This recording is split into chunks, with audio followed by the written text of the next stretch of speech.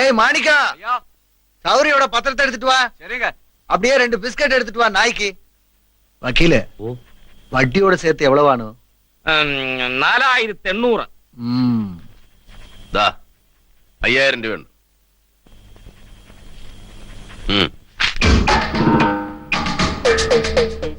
ഇത് നേരത്തെ തോന്നിയിരുന്നെങ്കിൽ ആ പാവങ്ങളെ ചാവത്തില്ലായിരുന്നു.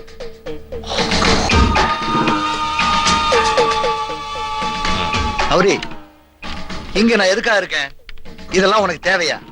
பாவம் சின்ன பொண்ணு, அழகான பொண்ணு. മുതലാളി, சௌரி, பாக்கி பணம் வாங்கிக்காம போற? അത് ചെട്ടിയാര നായ്ക്കൾക്ക് ബിസ്ക്കറ്റ് വാങ്ങിച്ചു കൊടുക്കും. ஓ, ஓ.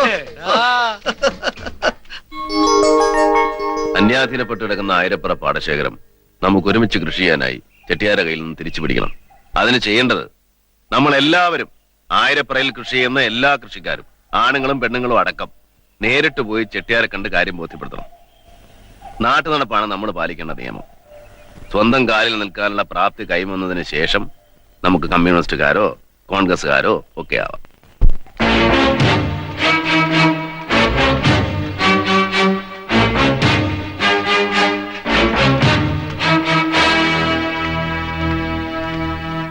എന്നാ കാര്യത്തിനാ നീ മുതലാളിയെ കാണുന്നേ? ചേട്ടാ, ശീലിച്ചത് മര്യാദയാ.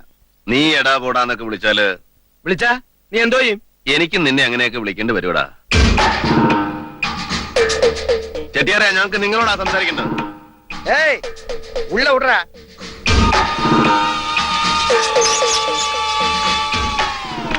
ഞാൻ സംസാരിച്ചിട്ട് വരാം.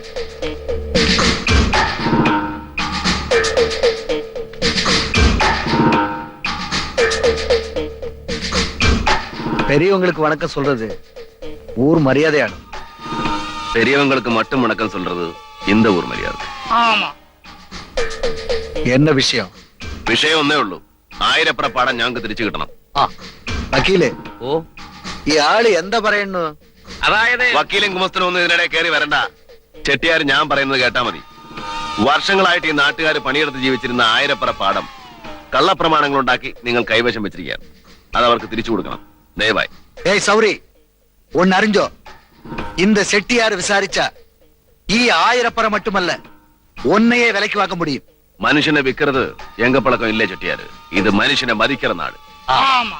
പറടാ, നന്നായിട്ട് സംസാരിക്കുന്നുണ്ടല്ലോ. നീ എന്നെ ബബല? ഇപ്പൊ അല്ല, പാടം ഞങ്ങൾക്ക് തിരിച്ചു തന്നില്ലെങ്കിൽ ആകും. ആയിട്ട് വാ, അപ്പ കാണാം. ചെട്ടിയാരെ, ആയിരപ്പുറ പാടത്തുനിന്ന് 1 മണി നെല്ല് പോലും താൻ കൃഷി ചെയ്ത് കൊണ്ടുപോകത്തില്ല. ആയിരപ്പുറപ്പാടത്തിന്റെ തന്തയുടെ വകയാണോടാ? നിന്റെ തന്തയുടെ വകയിലടാ, മേടയിലെ കൈമളദ്ദേഹത്തിന്റെ വകയാ. എടാ, കൈമളാറാ നിന്റെ അമ്മയെപ്പോഴും. തെമ്മാടത്തിനെ പറഞ്ഞാലുണ്ടല്ലോ, തല്ലിക്കൊന്ന് ആറ്റി താക്കും പുല്ലേ.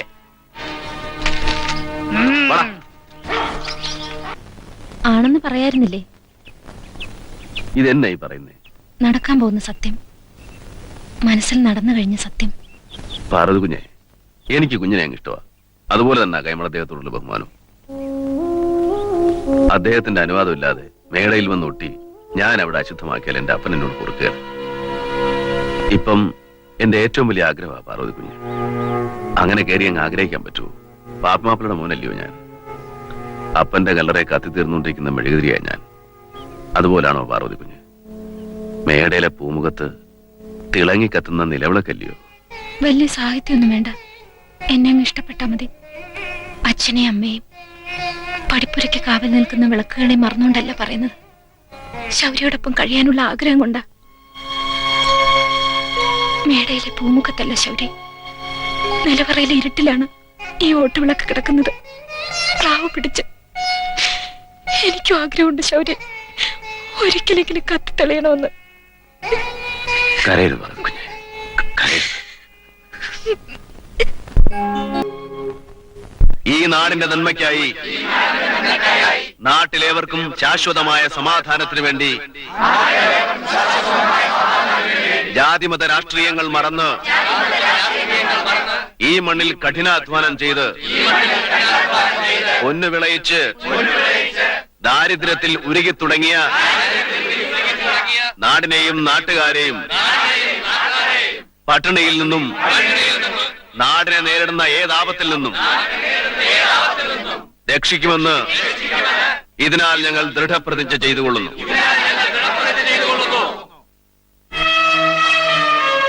ആയിരപ്പറ സിന്ദാബാദ്, ആയിരപ്പറ സിന്ദാബാദ്, കർഷക സംഘം സിന്ദാബാദ്, ആയിരപ്പറ സിന്ദാബാദ്.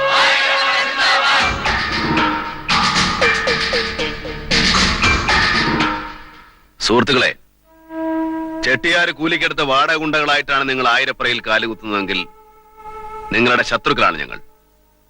ജോലി ചെയ്ത് ജീവിക്കുന്ന തൊഴിലാളികളായിട്ടാണ് നിങ്ങൾ വന്നതെങ്കിൽ നിങ്ങളുടെ മിത്രങ്ങളാണ് ഞങ്ങൾ. ഈ പാടത്ത് വിളയുന്ന 1 മണി നെല്ല് പോലും ഈ നാട്ടിൽ ആർക്കും ഒന്നും കിട്ടുന്നില്ല. റേഷൻ ഡിപ്പോകളിൽ ക്യൂ നിന്നാണ് അന്നമൂട്ടുമേടയിൽ പോലും അത്താഴ കഞ്ഞി വിളമ്പുന്നത്. ഈ പാടശേഖരത്ത് വീണ്ടും പണി ചെയ്ത് നാടിനെ സമൃദ്ധിയിലേക്ക് ഉയർത്താൻ നാട്ടുകാരുടെ ഭൂമി നാട്ടുകാർ തന്നെ തിരിച്ചെടുക്കുക. ശരി ഞങ്ങളുടെ ഭാഗത്താണെങ്കിൽ ഞങ്ങളോടൊപ്പം നിൽക്കുക. ചെട്ടിയാരുടെ കള്ളക്കാശിന്റെ അഹങ്കാരമാണ് ശരിയെങ്കിൽ മുന്നോട്ട് വന്ന് ഞങ്ങളെ നേരിടുക. തൊഴിലാളി ഐക്യം, തൊഴിലാളി ഐക്യം, തൊഴിലാളി ഐക്യം. ക്രിസ്തുമസ് കഴിഞ്ഞിട്ട് പോരെ ശബരി സമരവും വിപ്ലവവും ഒക്കെ? അതെന്നാച്ചോ? ശാന്തിയുടെയും സമാധാനത്തിന്റെയും ദിവസങ്ങളിൽ ഇതൊക്കെ വേണോ? ശാന്തിയുടെയും സമാധാനത്തിന്റെയും ദിവസങ്ങളും അച്ഛന് തന്നെ ഈ പറയുന്നത്. ഈ പറഞ്ഞ 2 കാര്യങ്ങളും ഇനി നാട്ടിലുണ്ടോ? ക്രിസ്മസിന് 2 ദിവസം സമാധാനം, ഓണത്തിനും വിഷുവിനും 2 ദിവസം സമാധാനം, റംസാനും ബക്രീഡിനും 2 ദിവസം സമാധാനം. പള്ളികൾക്കും അമ്പലങ്ങൾക്കും ഇത്രയും സമാധാനം മതിയായിരിക്കും. പക്ഷേ നാട്ടുകാർക്ക് അത് പോരാ. ദേവാലയങ്ങളെ തള്ളി പറയരുത് ശൗരി. ഞാൻ പറഞ്ഞില്ലല്ലോ അച്ചോ. പള്ളി കമ്മിറ്റിക്കാരെ നിർബന്ധിച്ചതുകൊണ്ടാ ഞാൻ ശൗരിയോട് ഈ കാര്യം പറഞ്ഞത്. കർത്താവ് നിർബന്ധിച്ചില്ലല്ലോ. കർത്താവിനേക്കാൾ വലുതാണോ പള്ളി കമ്മിറ്റി? ഓരോ അടവും നോക്കുക ആ ചാക്കോ. നാട്ടുകാരെ പണയം വെച്ച് ചെട്ടിയാരെ എച്ചിൽ സമ്പാദിച്ചു കൂട്ടിയല്ല അയാള്. കള്ളക്കാശിട്ട് കാണിക്ക വഞ്ചി നിറക്കുന്നവനൊക്കെ പിടിച്ച് പള്ളി കമ്മിറ്റിക്കാരനാക്കിയാൽ കർത്താവ് പറയുന്നത് കേൾക്കാൻ അച്ഛന് നേരം കിട്ടത്തില്ല. വേദനിക്കുന്നവരോടൊപ്പം നിൽക്കുന്നതാണ് കർത്താവിന് ഇഷ്ടമെങ്കിൽ അച്ഛൻ ഞങ്ങളോടൊപ്പം നിൽക്കും. വേദനിപ്പിക്കുന്നവരോടൊപ്പം നിൽക്കുന്നതാണ് ശരിയെങ്കിൽ അച്ഛൻ അവരോടൊപ്പം നിൽക്കും.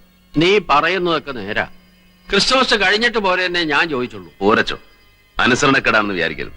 നാട്ടുകാർ മുഴുവൻ ഒറ്റക്കെട്ടായിട്ട് ഇറങ്ങിയിരിക്കുക. അച്ഛൻ ഞങ്ങൾക്ക് വേണ്ടി പ്രാർത്ഥിച്ചാൽ ക്രിസ്മസിന് മുമ്പ് എല്ലാം നേരെയാവും. ആയിരപ്പറ പാടത്ത് സംഘം ചേരുന്നത് നിരോധിച്ചുകൊണ്ട് കളക്ടർ ഉത്തരവായിരിക്കുന്നു. കൂട്ടം കൂടിയെന്ന് സംസാരിക്കാനോ ജാഥ നയിക്കാനോ പാടില്ല. നിയമം ലംഘിക്കുന്നവർക്കെതിരെ കർശനമായ നടപടിയെടുക്കുന്നതാണ്. ഇങ്ങനെ പോയാൽ ശരിയാകത്തില്ലല്ലോ മുതലാളി. எல்லாம் 2 நாளைக்கு தான் வைக்கல. இவனெல்லாம் பட்டினி கிடக்கும்போ ഈ சட்டமா சோறு கொடுத்தது எல்லாம் செட்டியாரோட பணமானோ? അത് ശരിയാ മുതലാളി.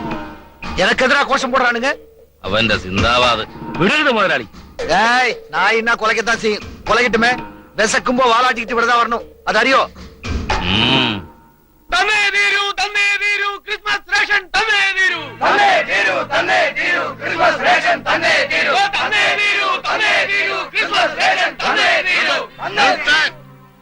ഇവന്റെ മുമ്പ് മുദ്രാവാക്യം വിളിക്കാൻ ഇവനാരാ? ഭക്ഷ്യമന്ത്രിയോ? ഈ റേഷനൊക്കെ എവിടെയാ കൊണ്ട് വെച്ചിരിക്കുന്നേ? ഇതെന്നാ വർത്തമാനേ പറഞ്ഞ? റേഷൻ വന്നാൽ ഞാൻ തരത്തില്ലയോ? ക്രിസ്മസ് റേഷൻ വരുന്നതിന് മുമ്പ് ക്രിസ്മസ് നക്ഷത്രം ഇങ്ങ് പോന്നു. അല്ലൂടാ ജോയിയെ? നക്ഷത്രം ഞാൻ വാങ്ങിച്ചിട്ടാ. റേഷൻ എനിക്ക് വാങ്ങിച്ചു തരാൻ പറ്റില്ലല്ലോ. എന്നത്തേക്ക് വരും? അത് അവനോട് ചോദിച്ചാൽ അവനെങ്ങനെ പറയാനാ ഭാനുവേ? സർക്കാരല്ലയോ റേഷൻ തരുന്നത്? ചാക്ക് കെട്ട് ലോറിയിലോട്ട് കയറ്റും. ആലപ്പുഴയോ ചങ്ങനാശ്ശേരിയിലോ കൊണ്ടുവന്ന് ബോട്ടിലോട്ട് കയറ്റും. പൊന്നൂച്ചട്ടിയുടെ ബോട്ടല്ലയോ, വെള്ളത്തിലൂടെ അല്ലയോ വരുന്നത്. ബോട്ട് ചിലപ്പോ വെള്ളത്തിൽ മുങ്ങിന്ന് വരാം. അഥവാ ബോട്ട് മുങ്ങിയില്ലെങ്കിലും ചാക്ക് കെട്ട് മുങ്ങും. മുങ്ങി അതാ സംഭവിച്ചിരിക്കുന്നത്. അതിലിപ്പോ ഞാൻ എന്നാ പിഴച്ചെന്നാ? നീ പണ്ടേ പറയാ, നിന്റെ കുടുംബത്തോടെ പറയാ. നാളെ കാലത്ത് റേഷൻ കിട്ടിയില്ലെങ്കിലേ ഈ കട ഞങ്ങൾ കത്തിക്കും. കടയായിട്ട് എന്തിനാ എന്നെ കൂട്ടിട്ടാ കത്തിച്ചോ?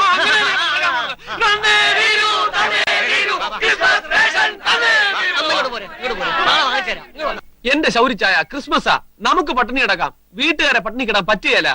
ആണ്ടിലൊരിക്കലാ വീട്ടിലൊരു ചിരിയും സന്തോഷവും ഒക്കെ. അതും കൂടെ ഇല്ലാതായാലും എല്ലാ ആവേശവും പോകും.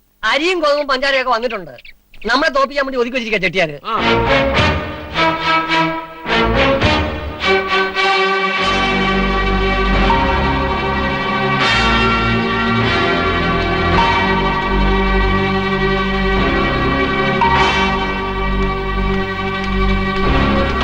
ശീഘ്രം അടുക്കണ്ണാച്ചി, മറ്റേ 500 രൂപ കൂടി കൊണ്ടുവരണ്ടാമ. അത് മാത്രം പിന്നെ കേവളത്തിൽ കിടക്കത്തോ? ഒന്ന് വേഗം ആട്ടോ.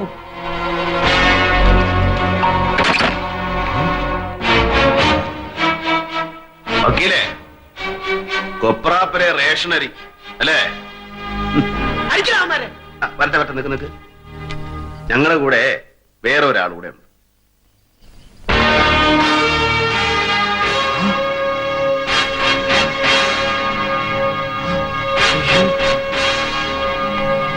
സാറായിരുന്നു.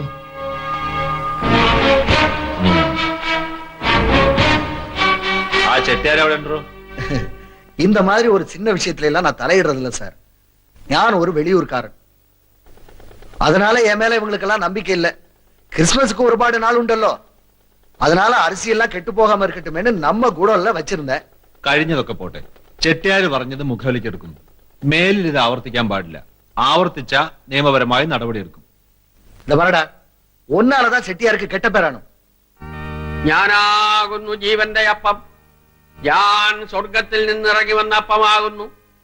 എന്റെ അടുത്ത് വരുന്നവർക്ക് ആർക്കും വിശക്കുകയില്ല, എന്നിൽ വിശ്വസിക്കുന്നവർക്ക് ആർക്കും ദാഹിക്കുകയുമില്ല എന്ന് പറഞ്ഞ കർത്താവിൽ വിശ്വസിക്കുന്ന നീയാണോ ചാക്കോ ക്രിസ്തുമസിന് വന്ന റേഷൻ അരി പൂഴ്ത്തിവെക്കാൻ കൂട്ടുനിന്നത്? അച്ഛൻ അവിടെ ഇരി. ഇത് പള്ളിയല്ല, ബൈബിളിലെ കാര്യം പറയാൻ. പള്ളിക്ക് മാത്രമായിട്ടൊരു ബൈബിൾ ഇല്ല ചാക്കോ, ഖുർആനും ഇല്ല. അല്ലേ ബഷീർ സാറേ? കൈമളദ്ദേഹം പറഞ്ഞാട്ടെ, പൂജാമുറിയിൽ വായിച്ചു തീർക്കാനുള്ള 2 പുസ്തകങ്ങൾ മാത്രമാണോ രാമായണവും ഭഗവത്ഗീതയും? ഒരിക്കലും അല്ല അച്ഛൻ. അപ്പൊ ദൈവവചനങ്ങൾ ദേവാലയങ്ങളിൽ മാത്രം പൂഴ്ത്തിവെക്കുന്ന നീയൊക്കെ അരിയല്ല, ദൈവങ്ങളെ വരെ പൂഴ്ത്തിവെക്കാൻ പഠിക്കില്ല. ഒത്തു കിട്ടിയാൽ മറിച്ച് വിൽക്കുകയും ചെയ്യും. ചെട്ടിയാരെ, ആയിരപ്പറ പാടം കൃഷിക്കാർക്ക് തിരികെ വിട്ടുകൊടുക്കണം. തിരികെ കൊടുക്കണമെന്നുണ്ടെങ്കിലേ മുതലാളിയുടെ കയ്യിൽ നിന്ന് നാട്ടുകാർ മേടിച്ച കാശ് പലിശ സഹിതം തിരിച്ചു കൊടുക്കണം. ചെട്ടിയാരുടെ കയ്യിൽ നിന്ന് നാട്ടുകാർ കാശ് വാങ്ങിച്ചതിന് രേഖയുണ്ടോ? ഉണ്ടല്ലോ. ദേ, ഇതാണ് രേഖ. പ്രോമിസറി നോട്ടുകൾ. ഒന്ന് കാണട്ടെ. ഇത് അന്യായമാണ്. നക്കാപ്പിച്ച കാശിന് നാട്ടുകാരെ തള്ളവരെ വലിപ്പിച്ച് ആയിരപ്പുറ പാടശേഖരം ചെട്ടിയാർക്ക് ഒറ്റുകൊടുപ്പിച്ചത് അന്യായം. മന്ത്രിയായിരുന്നു സാക്ഷി. ഇതിന് മാത്രമല്ല, ഇന്നലെ ചെട്ടിയാരെ ഗോഡൌണിൽ കണ്ട റേഷനറി ചാക്കുകൾക്കും ശിക്ഷ അറിയാമല്ലോ വക്കീലിന്.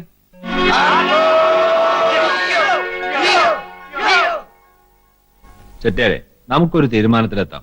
ആയിരപ്പറ പാടശേഖരം കൈമൾ അദ്ദേഹവും അച്ഛനും ഉൾപ്പെട്ട നാട്ടുകാരൊരു ട്രസ്റ്റ് ആക്കണം. ഒന്നിച്ച് കൃഷി ചെയ്യുക. ഒരു അരിക്കച്ചവടക്കാരൻ എന്ന നിലയ്ക്ക് നാട്ടിൽ നിന്ന് അരി വിലക്കെടുക്കാനുള്ള സ്വാതന്ത്ര്യം ചെട്ടിയാർക്ക് നിഷേധിക്കരുത്.